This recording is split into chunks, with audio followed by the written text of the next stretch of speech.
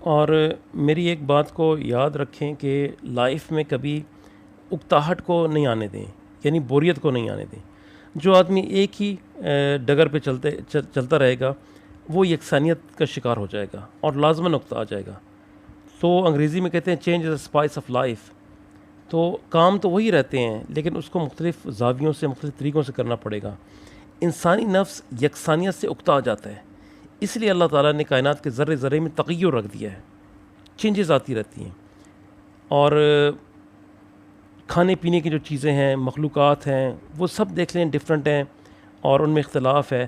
رات ہے، دن ہے، پہاڑ میں نشیب و فراز ہے، کالا ہے، گورا ہے، گرم ہے، ٹھنڈا ہے، گرمی ہے، سایہ ہے، کھٹا ہے، میٹھا ہے۔ یعنی اللہ تعالیٰ نے اس اختلاف اور اس ڈائیورسٹی کو اپنی نشانی قرار دیا ہے۔ قرآن مجید میں ہم نہیں پڑھتے کہ ان کے پیٹ سے مختلف رنگوں کا مشروب نکلتا ہے جس کے رنگ مختلف ہیں، اور کھجوروں کے درخت ہیں، شاخدار ہیں، اور بعض ایسے ہیں جو بے شاخ ہیں، اور زیتون اور انار جو باہم ایک دوسرے کے مشابہ بھی ہوتے ہیں اور ایک دوسرے کے مشابہ نہیں بھی ہوتے ہیں، اور پہاڑوں کے مختلف حصے ہیں، سفید ہیں، سرخ ہیں، ان کی بھی رنگتیں مختلف ہیں اور بہت گہرے سیاہ بھی ہیں۔ یہ گردش زمانہ ہے، ہم سے لوگوں کے درمیان الٹتے پلٹتے رہتے ہیں۔ اور بنی اسرائیل بہترین کھانے سے اکتا گئے کیونکہ اس میں کی یکسانیت تھی اور مدت سے کھا رہے تھے۔ ہم ایک ہی کھانے پر ہرگز صبر نہیں کر سکتے۔ یہ سب قرآن مجید میں اللہ تعالیٰ بیان فرما رہے ہیں کہ انسان کی طبیعت میں یکسانیت سے اکتانا ہے، اس لیے یکسانیت طبیعت میں نہیں آنے دینا چاہیے۔ جس جگہ پہ روز نماز پڑھ رہے ہیں اس سے ہٹ کے نماز پڑھنا شروع کر دیں۔ جو نماز میں تلاوت کر رہی ہیں روز، ان آیات سے، ان صورتوں سے الگ ہٹ کے تلاوت کریں، یعنی خود اپنی طبیعت میں اپنے مائنڈ کو، اپنی باڈی کو چینج دیں، کیونکہ کام تو وہی رہیں گے، وہی ہم نے صبح اٹھنا ہے اور شام تک کے اور رات تک کے سارے کام وہی رہیں گے، لیکن اس میں چینج لائیں، اس میں اسپائس پیدا کریں تاکہ آپ یکسانیت کا شکار نہ ہوں۔ اور عبادات میں اس میں ڈائیورسٹی پیدا کریں، یعنی کسی دن آپ نے 5 رکعت وتر پڑھ لیے تو کسی دن 3 پڑھ لیں، کسی دن 1 پڑھ لیں، اور اس طرح سے اعمال کریں کہ آپ یکسانیت کا شکار نہ ہوں۔ اپنی روٹین کو چینج کرتے رہیں، واک کرنے کی روٹین ہے یا کام کرنے کی روٹین ہے، اس کو چینج کرتے رہیں، اور ایسا چینج نہیں کہ وہ ڈراسٹک چینج آ جائے، ختم ہی ہو جائے، ایسا چینج کہ آپ کو ہر دن ہر چیز نہیں لگے۔ اور میں نے ورکشاپس میں بھی کہا ہوا ہے کہ آپ کے پاس جو نعمتیں ہیں وہ اللہ تعالیٰ کی زبردست عطیے ہیں اور گفٹس ہیں، اور ان کے بارے میں سوچئے اور ان کا شکر ادا کریں۔ اور قرآن مجید میں اللہ تعالیٰ فرما رہے ہیں کہ اگر تم اللہ کی نعمتوں کو شمار کرنا چاہو تو انہیں شمار نہیں کر سکتے، اور فرمایا اس نے تمہیں ہر طرح کی ظاہری اور باطنی نعمتیں عطا کی ہیں، اور فرمایا جو بھی نعمت تمہیں ملی ہے وہ اللہ کی طرف سے ہے۔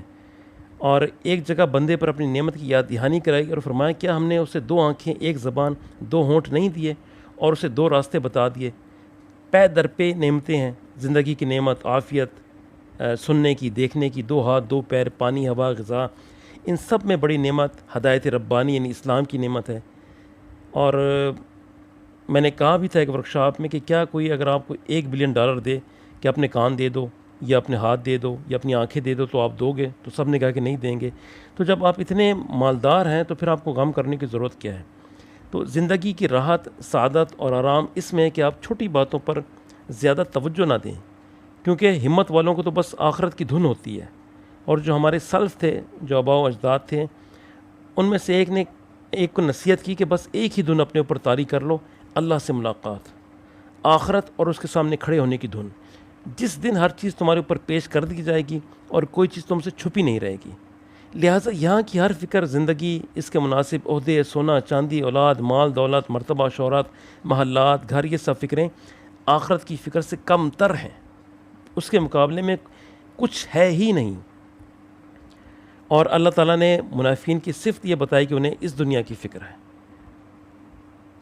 تو فکر یہی ہے کہ نفس، پیٹ اور شہوت کی آگ کیسے بجھائے گی، کوئی مجھے عزت دے رہا ہے، کوئی نہیں دے رہا ہے، کسی نے مجھے ٹونٹ کیا ہے، طنز کیا ہے، تنقید کی ہے، پرانی باتیں، نئی باتیں، درمیانی باتیں، یہ سب ختم کر دیں، کیونکہ آپ کی ڈیسٹینیشن بہت بڑی ہے، آپ نے جانا بہت بلند جگہ پہ ہے، اس میں یہ چھوٹی چیزوں کا تو کوئی کام ہی نہیں ہے، یہ چیزیں ہمیں پریشان کرنے والی ہوتی ہیں۔ پھر ایک بات یہ بھی یاد رکھیں کہ جو آپ کے احسان کو بھلا دے، نیکی کا انکار کر دے، تو اس پر پریشان نہ ہو، رنجیدہ نہ ہو، کیونکہ آپ کو اللہ سے ثواب لینا ہے، کسی بندے سے نہیں لینا، بندہ دے ہی نہیں سکتا ہے۔ اس لیے اپنا عمل خالصتاً اللہ کے لیے رکھیں، کسی کے شکریہ کی نہ امید رکھیں نہ اس کو زیادہ اہمیت دیں، اور اگر آپ نے کسی پر احسان کیا ہو پھر اس کے برے رویہ کا تجربہ ہو تو اس کو محسوس نہ کریں کہ اس نے آپ کی نیکی اور اس نے سلوک کا اعتراف نہیں کیا، تو کوئی بات نہیں ہے، نہ کریں۔ اپنا ثواب اللہ سے مانگیں۔ اللہ تعالیٰ اپنے دوستوں کے بارے میں کہتا ہے کہ وہ اللہ کے فضل و کرم کے طالب ہوتے ہیں۔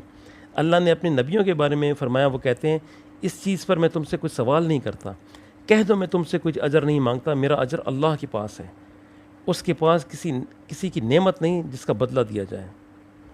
ہم تمہیں خالصتاً اللہ کے لیے کھلاتے ہیں اور تم سے کسی احسان یا شکریہ کے طالب نہیں ہیں۔